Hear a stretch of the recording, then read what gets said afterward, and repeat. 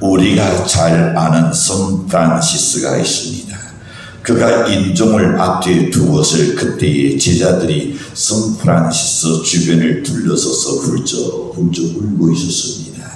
그때 이 프란시스는 이렇게 말합니다. 제자들에게 어떤 생각을 갖고 있을까?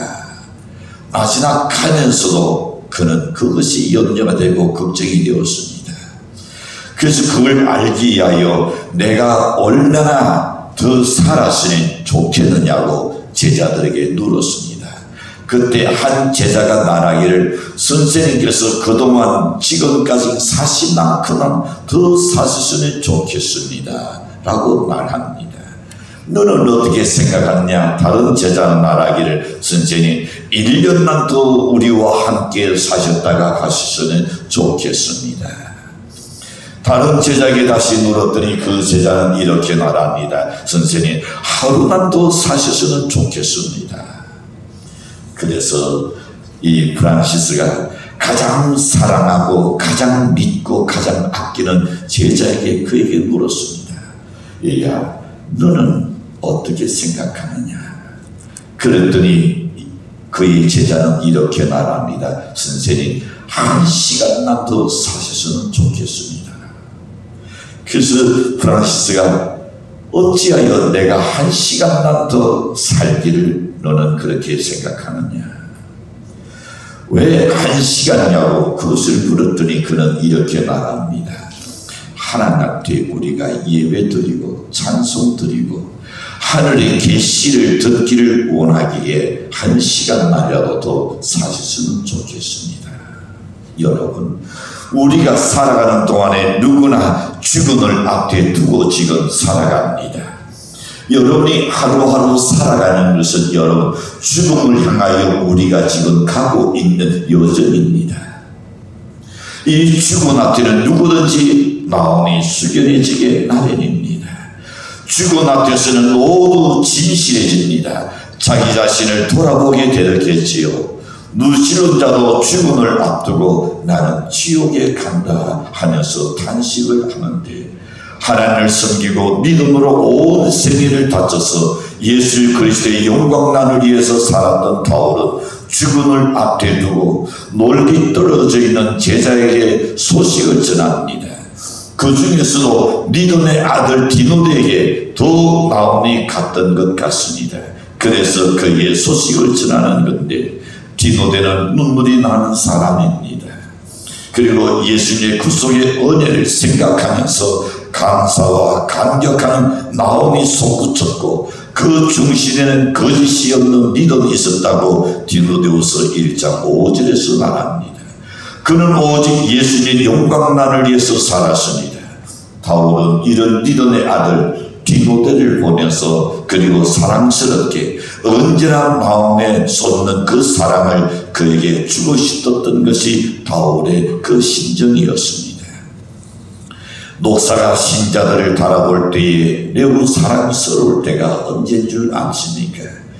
그것이 언젠가는 말씀을 잘 받아들이는 성도가 있을 때에 참 사랑스럽지요. 말씀을 전하는 이 순간도 그 말씀을 하나도 놓치지 아니하려고 그들이 귀를 기울이고 있는 그 모습을 볼 때에 그 사랑을 바라보며 설교하는 용기가 생길 겁니다. 그뿐만 아니라 주의 영광을 위해서 살려고 애를 쓰는 모습을 볼 때에 또한 가장 사랑스러운 것을 봅니다. 그뿐만이 아닙니다. 생에 문제가 생기면 하나님 앞에 눈물로서 무릎 꿇고 기도하는 성도들도 보는 늘 마음이 넓지 않으면서 그를 사랑스럽게 여겨질 수밖에 없습니다. 디모데를 바라보는 바울의 심정이 바로 이러하였는 줄로 여겨집니다. 그래서 이런 디모데를 향하여 난다 볼 수는 없지만 수시로 내용을 기록한 것이 바로 오늘 본문의 내용입니다. 본문은 바울의 마지막 유언과 같은 말씀입니다. 그래서 뭐라고 지금 말씀하고 있는가 하면 살아있는 자나 죽은 자나 다 하나님 앞에서 반드시 심판을 받게 될 것을 지금 이야기합니다. 잘못한 사람은 책망과 심판을 받게 될 것이고 잘한 사람은 칭찬과 열관을 받을 것이라고 말합니다. 그러면서 그는 그도 말하기를 내가 어디 명하노니라는 이 본문의 기록을 보는데 이 날씬의 정신을 바짝 차리고 들으라는 날씬입니다. 반드시 지켜야 할 날씬이라는 것을 바울은 내가 그의 나라를 두고 어디 명한다고 이야기합니다.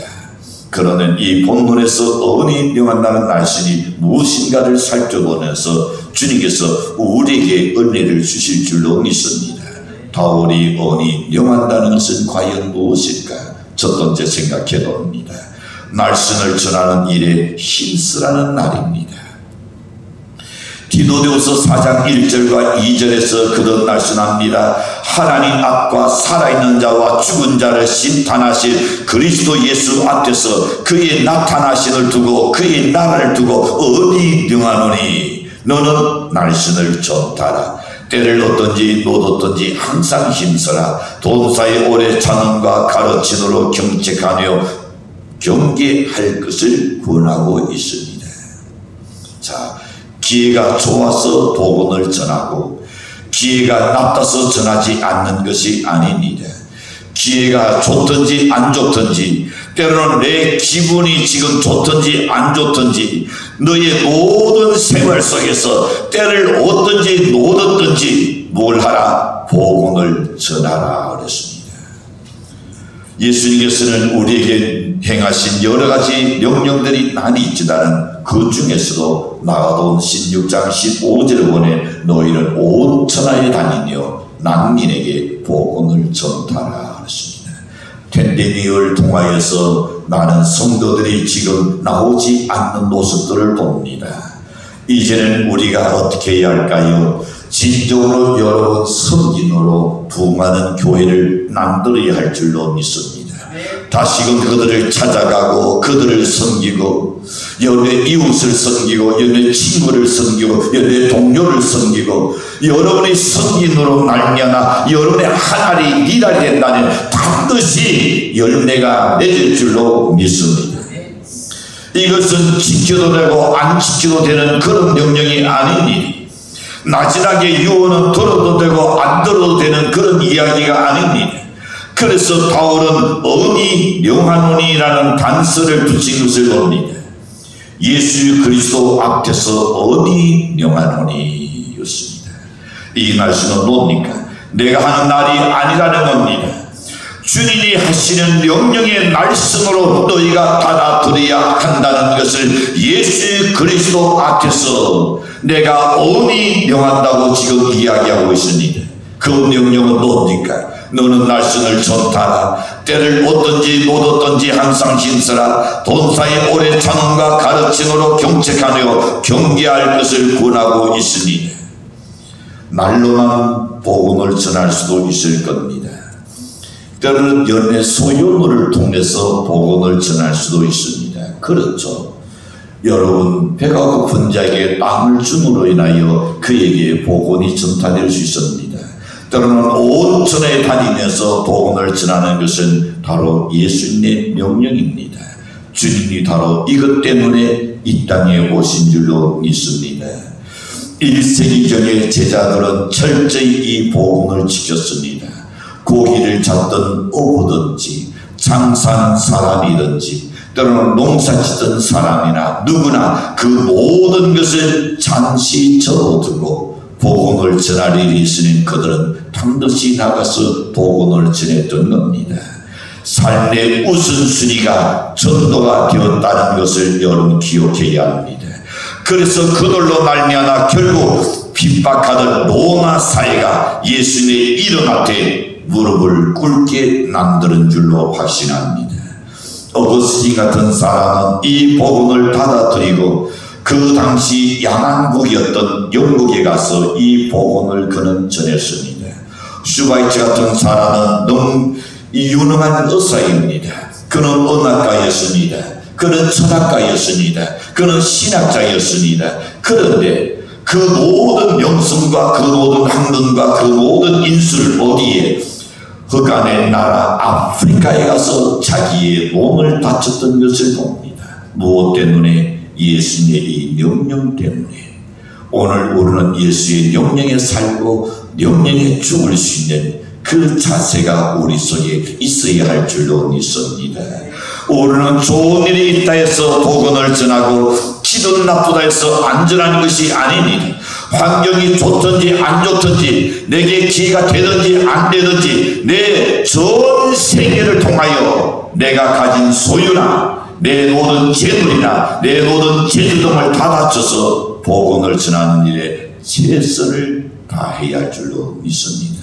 그래서 바울은 고린도서 6장 19절과 20절에서 이렇게 말씀합니다. 너희 노는 너희가 하나님께로부터 받은다. 너희 가운데 계신 성령의 전인 줄을 알지 못하느냐. 너희는 너희 것이 아니요 값으로 산 것이 되었으니 그런즉 너희 몸으로 하나님께 영광을 돌리라. 여러분의 육체를 통하여 연내 헌신을 통하여 연내 수고를 통하여 하나님께 영광을 돌리게 하라 그랬습니다. 엄격히 말하는 소유물만이 아닙니다. 여러분의 곁에 있고 연내 서라에 있고 연내 통에 있는 자식도 내 자식이 아닙니다. 주님이 맡겨주신 분복인 줄로 믿습니다. 내가 가진 것 어느 하나도 사실 내 것이라는 것은 아무도 없습니다. 다 주님이 허락하신 것인 줄로 믿습니다. 주님께서 우리에게 맡기셨고 우리는 정직으로 관리할 뿐인 줄로 믿습니다. 내 것이라고 생각하는 여러분 죽을 때도 다 들고 가야지요. 내 것이라고 생각하는 다치지도 말아야죠. 아프지도 말아야죠. 그러나 내 것이 아니요. 그저 하나님께서 우리에게 맡겨주신 것을 우리는 관리할 뿐입니다. 우리 성도들의 가슴나라 내 생활과 내 모든 것, 내 성품, 내 언어, 내 행실 모든 것이 주님의 복음을 전하는 일을 위해서 우리가 쓰여져야 한다는 뜻을 품고 살아야 할 줄로 믿습니다. 지금으로부터 아마 한 30여 년 전의 일입니다. 어느 교회가 큰 교회를 건축하게 되었는데 예산에서 건축비를 설계하면서 다 보니 250억을 가져야만이 그 성전을 지을 수가 있었습니다. 30여 년 전에 250억 같으니 지금의 250억하고는 비교가 안 될 일이지요. 자, 그런데 그 중에 어느 장로님 한 분이 자기의 사재를 털었습니다. 그리고는 100억을 건축을 위해서 기사했습니다. 그랬더니 한쪽에서는 쑥덕쑥덕 하기를 어떻게 해서 그 돈을 벌었지? 또 다른 한쪽에서는 그 돈이 어디서 생겼지? 그러면서 수근거리면서 그 사람을 정죄하려는 무리도 없잖아 있었습니다.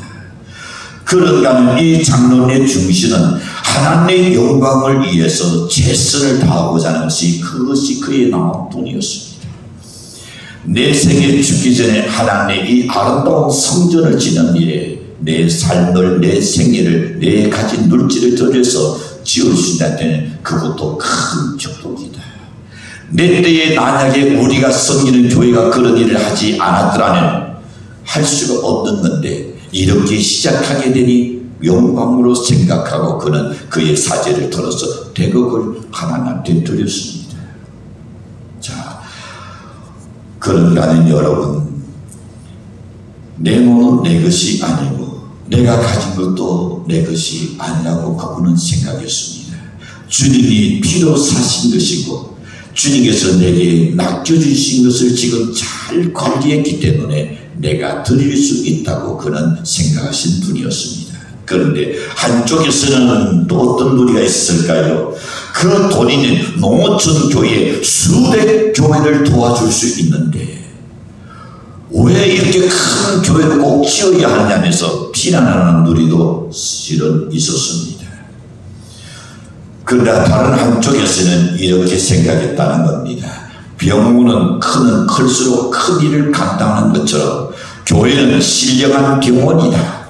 그래서 적어도 죽어가는 영혼을 살리는 일은 아주 중요한 일이다. 교육관도 있어야 하고 주차장도 더 넓어야 하고 모든 게 다 제대로 갖춰져야 하는데 이 큰 일을 할 수 있다는 것 한쪽에는 대단히 기쁨으로 생각했었습니다. 그래서 결국 교회를 크게 잘 지었게 되었고 크게 역사하는 세계적인 교회가 지금 되고 있는 것을 봅니다. 우리는 주님이 원하시는 일이라면 어떤 방법으로든지 순종해야 되는 줄로 믿습니다. 그것이 감리교회였습니다. 주님은 우리에게 말씀하시기를 우리의 생활 모든 면에서 복음을 전하는 일에 힘쓰라 그랬습니다. 여러분이 만나는 모든 사람마다 주변에 있는 사람, 여러분과 관계하는 사람에게 꼭 복음을 전할 수 있는 주님의 명령입니다. 오니 명하신 주의 명령인 줄 믿으시고 복음을 전하는 일에 힘쓰는 여되실 주도로 축복합니다. 두 번째 번은 이렇게 말씀합니다. 오래 참으라 그랬습니다. 바울이 어디 명하면서 두 번째에 오래 참으라는 겁니다. 4장 2절에서 말씀합니다. 너는 말씀을 전하라. 때를 얻든지 못 얻든지 항상 힘쓰라. 도사에 오래 참음과 가르침으로 경책하며 경계하며 권하라. 왜 그렇게 이야기했을까요? 디모데는 아무래도 청년입니다. 아직 젊은 나이입니다. 사람들을 상대하다 보면 화를 낼 수 있게 될 겁니다. 인내하지 못하게 될 그런 젊음이라는 이 혈기가 때로는 위험하기 때문에 바울은 디모데에게 본사에 오래 참으라 그랬습니다. 특히 당시의 사람들은 완악했습니다. 때로는 아주 모진 그런 사람들이 주변에 있었습니다.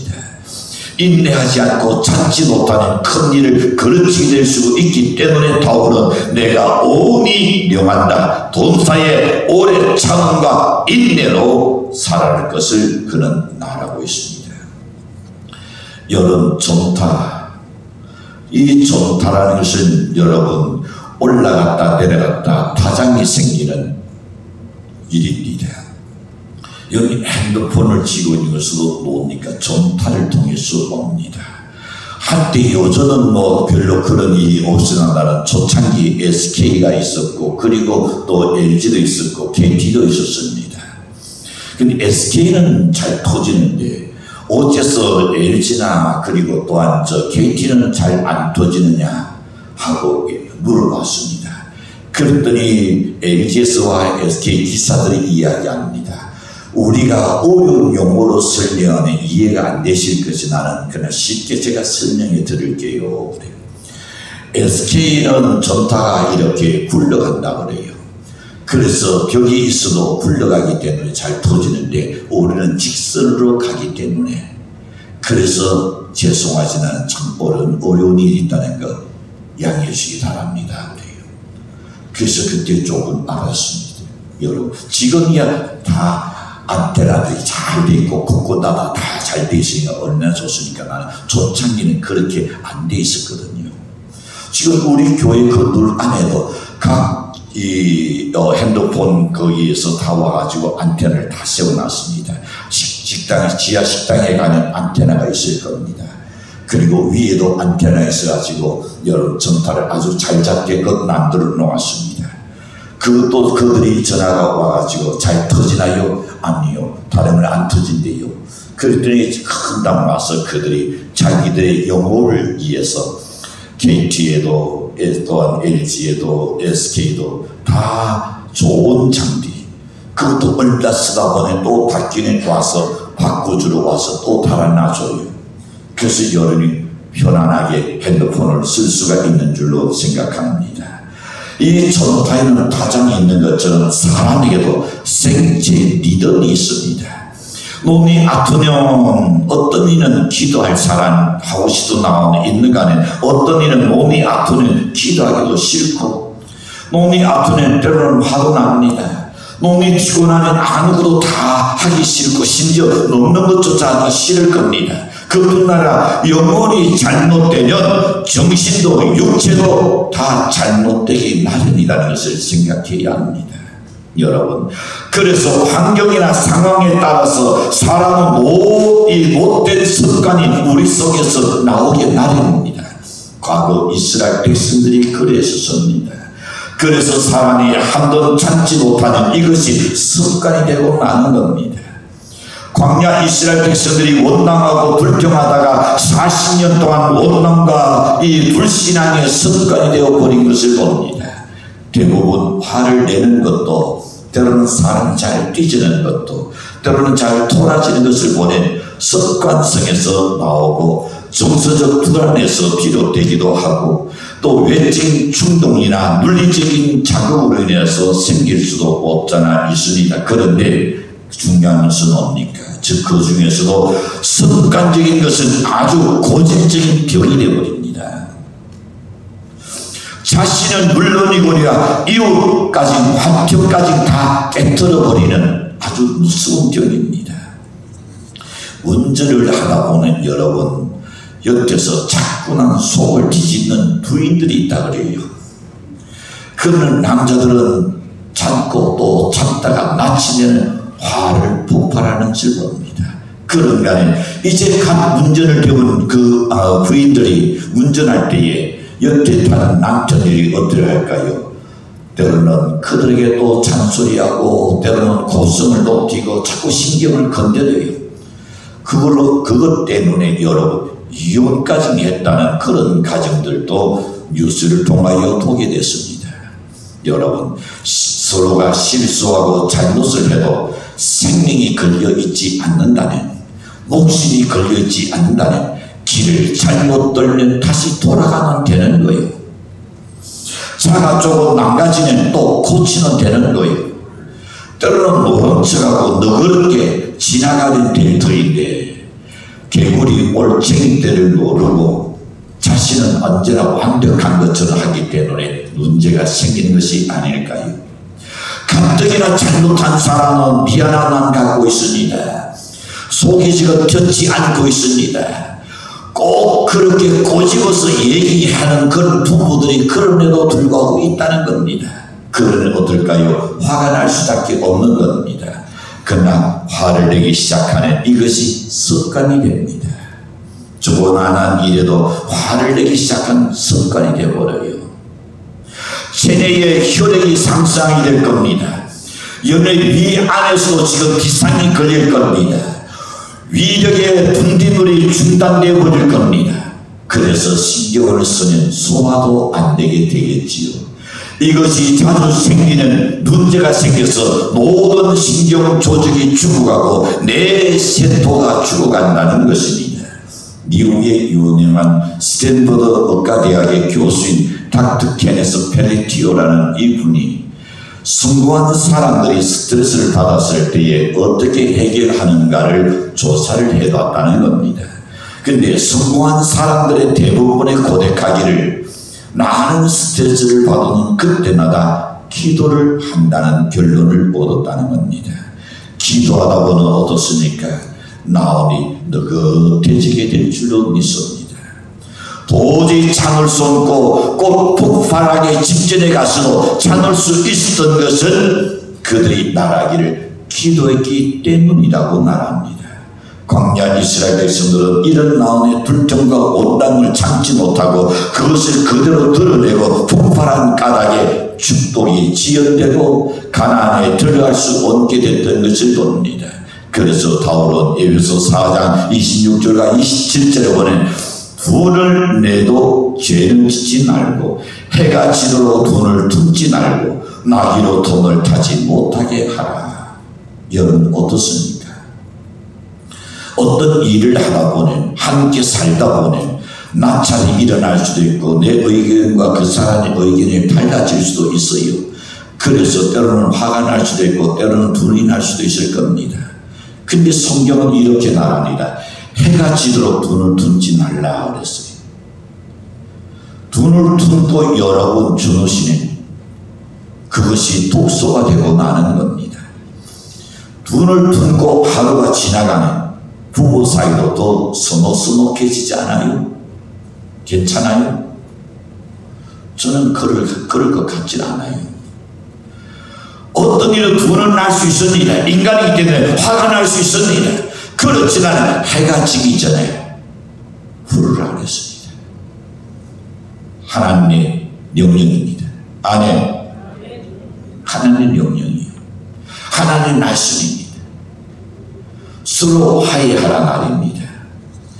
그것을 그대로 지니고 있으니 그것은 자신에게도 다른 사람에게도 유익할 것이 없습니다.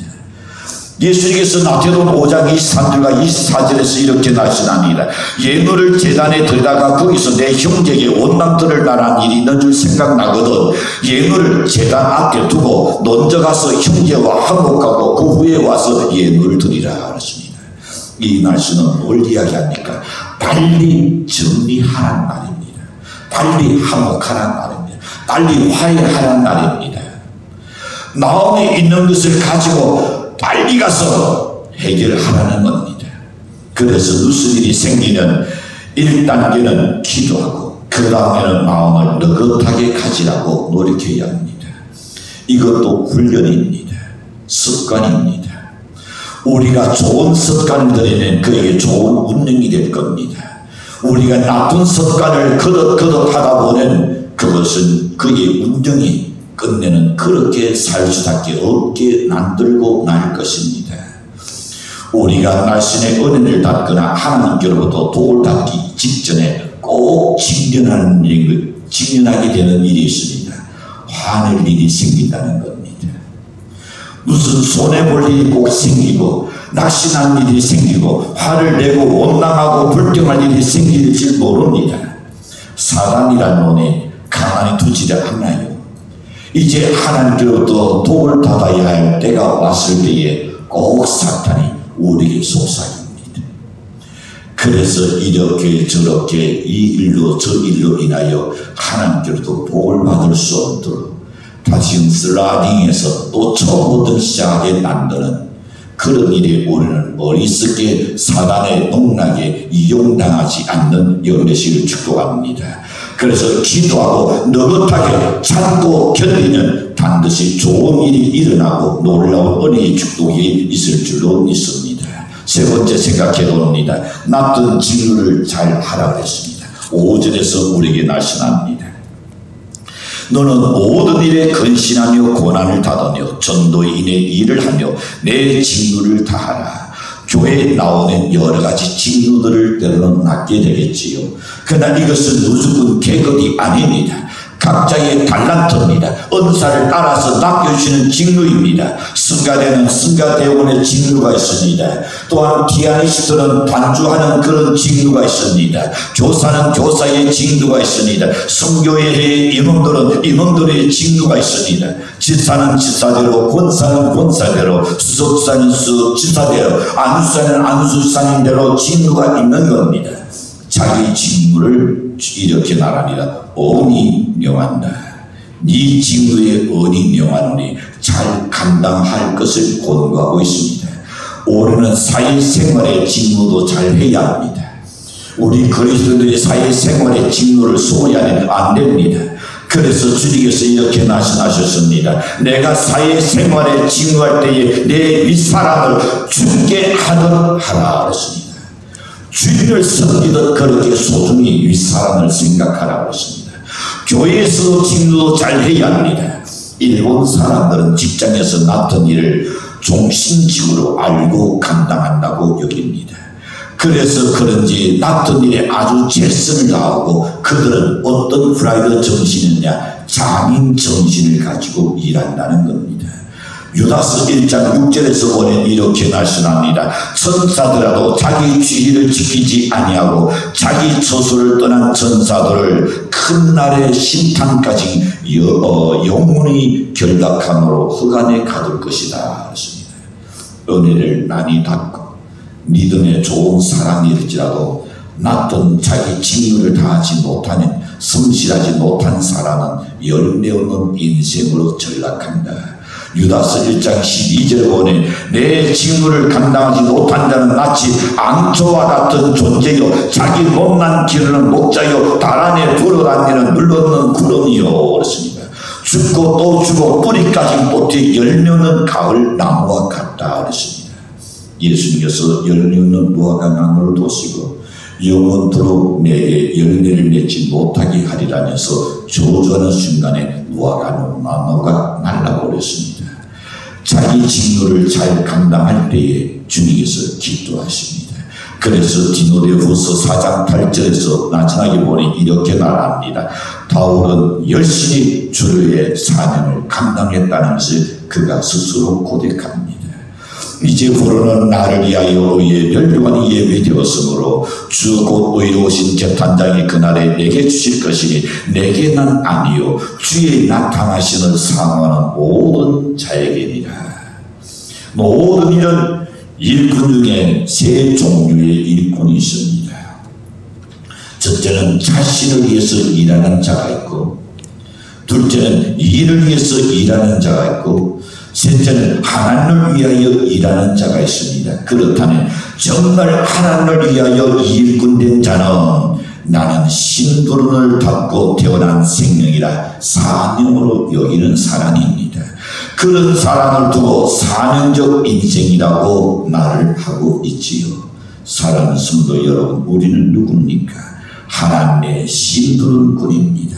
하나님의 일을 맡은 관리인입니다. 하나님께로부터 났던 청직입니다. 여러분이 어떤 일을 하든 간에 하나님이 여러분에게 맡겨주신 그 일이기 때문에 소홀해서는 아니 될 줄로 믿습니다. 때로는 가정주부가 가사일을 보는 것도 하나님께서 맡겨준 일로 여기시길 바랍니다. 연배 가족들도 여러분의 건강과 가족의 건강을 지키게 할 중요한 일이지요. 그래서 여러분 그것도 소중히 여겨야 합니다. 직장이라는 직장에서도 하나님께서 여러분에게 맡겨진 직무이기 때문에 우리는 성실을 다해야 할 줄로 믿습니다. 기어르 게고르가 코펜하겐 대학에서 신학 시절 때였습니다. 그의 나이가 22살 되던 때에 그의 일기장에 이렇게 썼습니다. 온 천하가 다 무너지더라도 내가 이것만은 꼭 붙잡고 놓을 수가 없다. 내가 이것을 위해서 살고 이것을 위해서 죽을 수 있는 나의 사명을 발견해야 한다.